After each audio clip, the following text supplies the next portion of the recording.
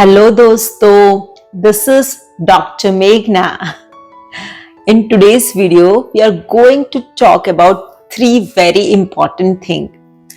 First, how to get clarity in life. Second, how to get success and achieve what we want to achieve in our life.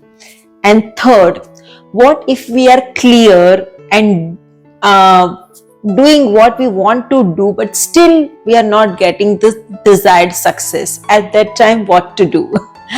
And an interesting topic. So let's get started. To explain this topic, I'm going to take two examples. First example of a supermarket and second example of a snake and ladder board game, so that we can easily correlate. Okay, so let's see that there is one supermarket जहाँ पे सारी चीजें available है. Everything, be it clothes or electronic item or books or toys or food item, medicine, everything. और ऐसे supermarket में एक पूरा फैमिली जाता है जहाँ पे फादर है, मदर है, किड्स है, ग्रैंड पेरेंट्स है, सभी लोग जाते हैं. आपको क्या लगता है जब उस सुपरमार्केट में वो लोग एंटर होंगे तो सारे लोग एक ही चीज लेने के लिए टेम्प्ट होंगे या सबका अलग अलग चीजों पे ध्यान जाएगा? ऑफ कोर्स सबका अलग अलग चीजों पे ध्यान जाएगा. जो चीजों पे उनको क्लियर है और फोकस्ड है, जैसे बच्चों को क्या पसंद है, टॉयज, टॉफी, तो वहां पे उनका ध्यान जाएगा. इसी तरह से सबका जहां पे फोकस है, जहां पे वो क्लैरिटी है, जहां पे इंटरेस्ट है, वही ध्यान जाएगा. सुपरमार्केट में चीजें तो सारी अवेलेबल है, बट क्यों ध्यान वही जाता है? क्योंकि वो वहां पे फोकस्ड है. सो उसी तरह से क्लैरिटी काम करती है. जब हम क्लियर होते हैं कि हमें लाइफ में क्या चाहिए, तो वो चीजें अवेलेबल होती है, बट हमें उसकी बस दिखने लगती है वो चीजें.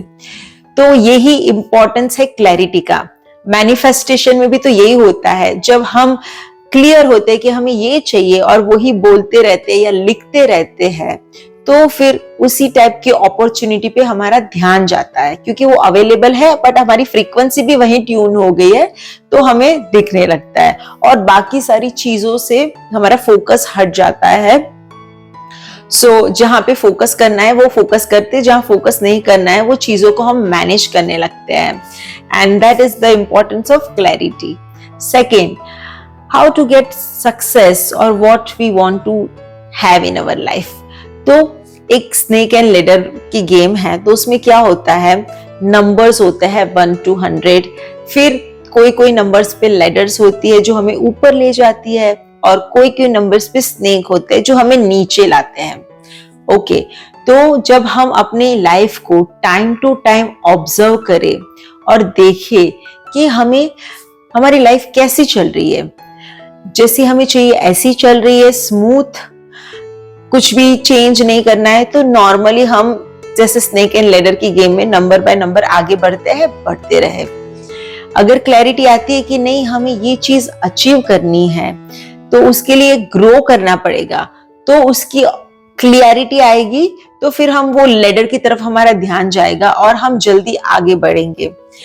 वो भी क्लैरिटी आएगी कि क्या चीजें हैं जो अननेसेसरी हमारा टाइम एंड एनर्जी वेस्ट करती है, स्नेक की तरह हमें नीचे लाती है, उसकी क्लैरिटी आएगी, तो वो सारी चीजें हम अवॉइड करेंगे. तो उस तरह से भी हम लाइफ में आगे बढ़ सकते हैं, अचीव कर सकते हैं जो हमें चाहिए. तो time to time analyse your life, that what you want to do in your life. Is there any changes you need to do so that you get the success?